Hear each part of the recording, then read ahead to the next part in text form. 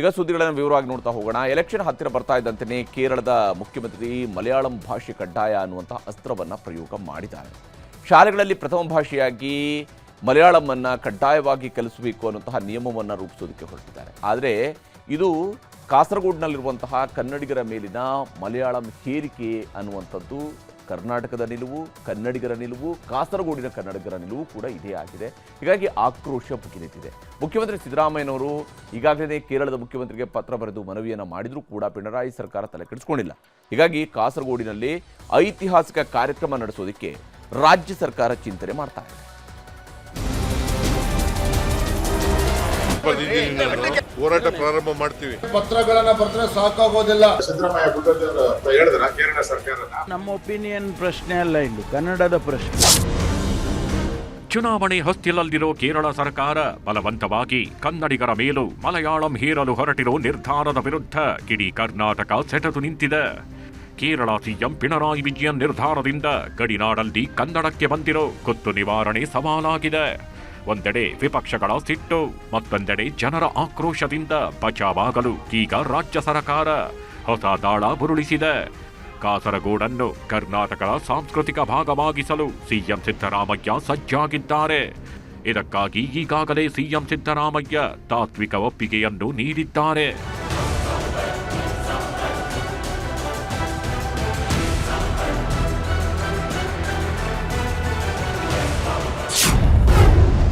ಕರ್ನಾಟಕಕ್ಕೆ ಕಾಸರಗೋಡು ಭಾವನಾತ್ಮಕ ಸಂಬಂಧ ಆಗಿದೆ ಅಂತ ಅಲ್ಲಿನ ಜನರ ವಿಶ್ವಾಸ ಗಳಿಸಲು ಯೋಜನೆ ರೂಪಿಸಲಾಗ್ತಿದೆ.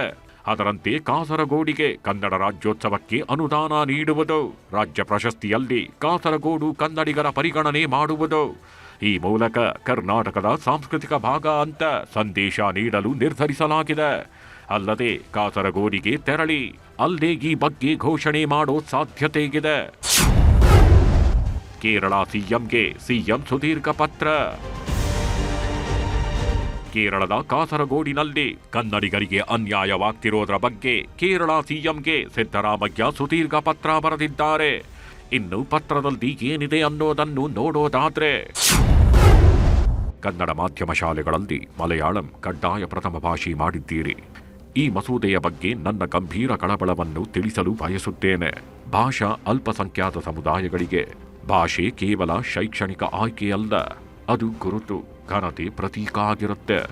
ಈ ರೀತಿ ಭಾಷಾ ನೀತಿ ಹೇರುವ ಮೂಲಕ ಶೈಕ್ಷಣಿಕ ಪರಿಸರ ವ್ಯವಸ್ಥೆಯನ್ನ ಅಸ್ತವ್ಯಸ್ತಗೊಳಿಸುವ ಅಪಾಯ ಉಂಟು ಮಾಡುತ್ತದೆ. ನಮ್ಮ ಸಂವಿಧಾನವು ಭಾಷಾ ಅಲ್ಪಸಂಖ್ಯಾತರಿಗೆ ರಕ್ಷಣೆ ನೀಡುತ್ತದೆ. 29 ಮತ್ತು 30ನೇ ವಿಧಿಗಳು ಭಾಷೆಯನ್ನು ಸಂರಕ್ಷಿಸುವ ಮತ್ತು ಆಯ್ಕೆಯ ಶಿಕ್ಷಣ ಸಂಸ್ಥೆಗಳನ್ನು ನಿರ್ವಹಿಸುವ ಹಕ್ಕನ್ನ ಖಾತರಿಪಡಿಸುತ್ತವೆ. 350 ಏನೇ ವಿಧಿಯು ಮಾತೃಭಾಷೆಯ ಬೋಧನೆಗಾಗಿ ಸೌಲಭ್ಯಗಳನ್ನು ಕಡ್ಡಾಯಗೊಳಿಸುತ್ತದೆ ಮತ್ತು 350 ಬಿನೇ ವಿಧಿಯು ಅಲ್ಪಸಂಖ್ಯಾತ ಭಾಷಾ ಹಿತಾಸಕ್ತಿಗಳನ್ನು ರಕ್ಷಿಸುವ ಜವಾಬ್ದಾರಿಯನ್ನು ರಾಜ್ಯಕ್ಕೆ ವಹಿಸುತ್ತದೆ. ಯಾವುದೇ ಶಾಸಕಾಂಗ ಕ್ರಮವು ಸಾಂವಿಧಾನಿಕ ಕಾನೂನುಬದ್ಧತೆಯನ್ನು ಮಾತ್ರವಲ್ಲದೆ ಸಾಂವಿಧಾನಿಕ ನೈತಿಕತೆಯನ್ನು ಪ್ರತಿಬಿಂಬಿಸಬೇಕು. ಈ ಮಸೂದೆ ಅಂಗೀಕಾರವಾದರೆ ಭಾಷಾ ಅಲ್ಪಸಂಖ್ಯಾತರ ರಕ್ಷಣೆ ಮತ್ತು ನಮ್ಮ ಗಣರಾಜ್ಯದ ಬಹುಮತದ ಚೈತನ್ಯಕ್ಕಾಗಿ ಕರ್ನಾಟಕವು ನಮಗೆ ಲಭ್ಯವಿರುವ ಪ್ರತಿಯೊಂದು ಸಾಂವಿಧಾನಿಕ ಹಕ್ಕನ್ನು ಚಲಾಯಿಸುವ ಮೂಲಕ ಅದನ್ನು ವಿರೋಧಿಸುತ್ತದೆ. ಇಂತಿ ನಿಮ್ಮ ವಿಶ್ವಾಸಿ ಸಿದ್ದರಾಮಯ್ಯ, ಕರ್ನಾಟಕ ಮುಖ್ಯಮಂತ್ರಿ. ಹೋರಾಟ ಪ್ರಾರಂಭ ಮಾಡ್ತೀವಿ. ಕೇರಳದ್ದೇ ನಾನು ಹೇಳ್ತಾ ಇರೋದು. ಡೈಲಿ ನಿಯೋಗ ಏನಾದರೂ ಹೋಗುತ್ತಾ ಸರ್ ಕೇರಳ ವಿಚಾರಕ್ಕೆ? ನಾವು ಚರ್ಚೆ ಮಾಡ್ತೀವಿ. ಗೌರವಾನ್ವಿತ ಕೇರಳದ ರಾಜ್ಯಪಾಲರು ಈ ಮಸೂದೆಗೆ ಸಹಿಯನ್ನ ಹಾಕುವುದಿಲ್ಲ. ಹಂಗೇನಾದರೂ ಆದರೆ ಕರ್ನಾಟಕ ಘನ ಸರ್ಕಾರ, ಗಡಿ ಪ್ರದೇಶ ಅಭಿವೃದ್ಧಿ ಪ್ರಾಧಿಕಾರ, 6 ರಾಜ್ಯಗಳಲ್ಲಿ ಎಲ್ಲಾದರೂ ಕನ್ನಡಿಗರಿಗೆ ತೊಂದರೆ ಆದಾಗ ಕಾನೂನಾತ್ಮಕವಾಗಿ ಹೋರಾಟವನ್ನು ನಾವು ಮಾಡ್ತೇವೆ. ಕೇರಳ ಸಿಎಂಗೆ ಸುದೀರ್ಘ ಪತ್ರ ಬೆನ್ನಲ್ಲೇ ಅತ್ತ ಎಕ್ಸ್ನಲ್ಲೇ ಕೇರಳ ಸಿಎಂ ಪಿಣರಾಯಿ ವಿಜಯನ್ ಸ್ಪಷ್ಟನೆ ಕೂಡ ಕೊಟ್ಟಿದ್ದಾರೆ. ಈ ಮಸೂದೆ ಮೂಲಕ ಭಾಷಾ ಅಲ್ಪಸಂಖ್ಯಾತರ ಹಕ್ಕನ್ನು ಎತ್ತಿ ಹಿಡಿಯಲಾಗಿದೆ. ಯಾವ ಭಾಷಿಕರನ್ನು ಕೇರಳದಲ್ಲಿ ದಮನಿಸುವ ಮಾತಿಲ್ಲ. ಕೇರಳದಲ್ಲಿ ವ್ಯವಹಾರಕ್ಕಾಗಿ ಕನ್ನಡ, ತಮಿಳು ಸೇರಿ ಅವರ ಮಾತೃಭಾಷೆಯನ್ನೇ ಬಳಸಲು ಅವಕಾಶವಿದೆ. ಯಾರ ಹಕ್ಕನ್ನು ಹತ್ತಿಕ್ಕುವ ಕೆಲಸ ಮಾಡಲ್ಲ. ಕನ್ನಡ, ತಮಿಳು ವಿದ್ಯಾರ್ಥಿಗಳು ತಮ್ಮ ಮಾತೃಭಾಷೆಯನ್ನೇ ಶಾಲೆಯಲ್ಲಿ ಆದ್ಯ ಭಾಷೆಯಾಗಿ ಬಳಸಬಹುದು. ಸರ್ಕಾರದ ಎಲ್ಲ ಇಲಾಖೆಯ ಕೆಲಸಕ್ಕೂ ಕನ್ನಡಿಗರು, ತಮಿಳಿಗರು ಅವರದ್ದೇ ಭಾಷೆ ಬಳಸಬಹುದು. ಹೀಗಂತ ಎಕ್ಸ್ನಲ್ಲಿ ಪಿಣರಾಯಿ ವಿಜಯನ್ ಪ್ರತಿಕ್ರಿಯಿಸಿದ್ದಾರೆ. ಕಾಯ್ದೆ ಬದಲಾವಣೆಯಾಗ್ಲಿ ಮಾರ್ಪಾಡು ಬಗ್ಗೆ ಆಗ್ಲಿ ಯಾವುದೇ ಚಕಾರ ಗೆತ್ತಿಲ್ಲ. ಇನ್ನು ಕೇರಳ ನಿರ್ಧಾರದ ವಿಚಾರ ರಾಜ್ಯ ರಾಜಕೀಯದಲ್ಲಿ ಕೋಲಾಹಲ ಸೃಷ್ಟಿಸಿದೆ. ಕೇರಳ ಸರ್ಕಾರದ ವಿರುದ್ಧ ಕಾಂಗ್ರೆಸ್ ನಾಯಕರು ತೀವ್ರ ಅಸಮಾಧಾನ ಹೊರಹಾಕಿದ್ದಾರೆ. ನಾವು ನಮ್ಮ ಒಪಿನಿಯನ್ ಪ್ರಶ್ನೆ ಅಲ್ಲ, ಇಲ್ಲಿ ಕನ್ನಡದ ಪ್ರಶ್ನೆ. ಅಲ್ಲಿ ಮಲಯಾಳಮನ್ನು ಕಲಿಸ್ಬೇಕು ಅಂತೇಳಿ ಅವರು ಅವರ ದೃಷ್ಟಿಯಿಂದ ಹೇಳ್ಕೊಂಡು ಮಾಡಿರ್ಬೋದು. ಆದರೆ ಕನ್ನಡಕ್ಕೆ ತೊಂದರೆ ಆಗದಾಗೆ ಮಾಡಬೇಕು. ಕನ್ನಡದ ಮೇಲೆ ಕೇರಳ ಸರ್ಕಾರ ಗದಾ ಪ್ರಹಾರ ಮಾಡಿರೋದಕ್ಕೆ ಬಿಜೆಪಿ ನಾಯಕರು ಕಿಡಿಕಾರಿದ್ದಾರೆ. ಕನ್ನಡ ಶಾಲೆಗಳನ್ನು ಉಳಿಸಲು ಸಿಎಂ ಕೇವಲ ಪತ್ರ ಬರೆದರೆ ಸಾಲದು. ಕೋಗಿಲು ವಿಚಾರದಲ್ಲಿ ಕೆಸಿ ವೇಣುಗೋಪಾಲ್ ಮಾತಿಗೆ ಯತ್ನೋ ಬಿತ್ನೋ ಅಂತ ಕ್ರಮ ಕೈಗೊಂಡ್ರಲ್ಲ. ಈಗ ಕೆಸಿ ವೇಣುಗೋಪಾಲ್ ಕಿವಿ ಹಿಂಡಿ ಅಂತ ಆಕ್ರೋಶ ಹೊರಹಾಕಿದ್ರು.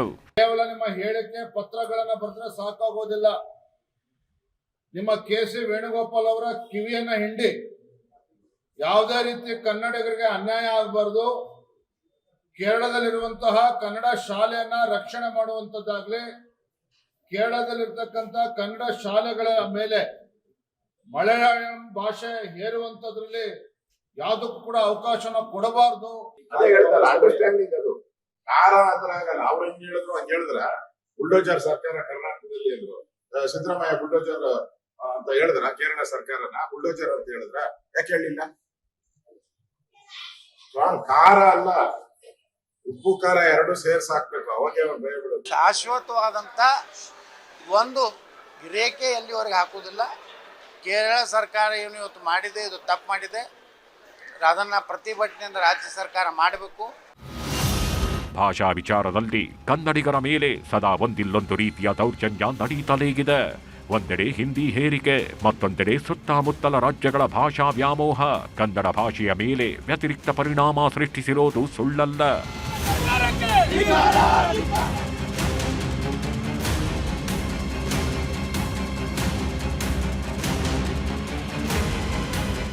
Bureau report, news 18.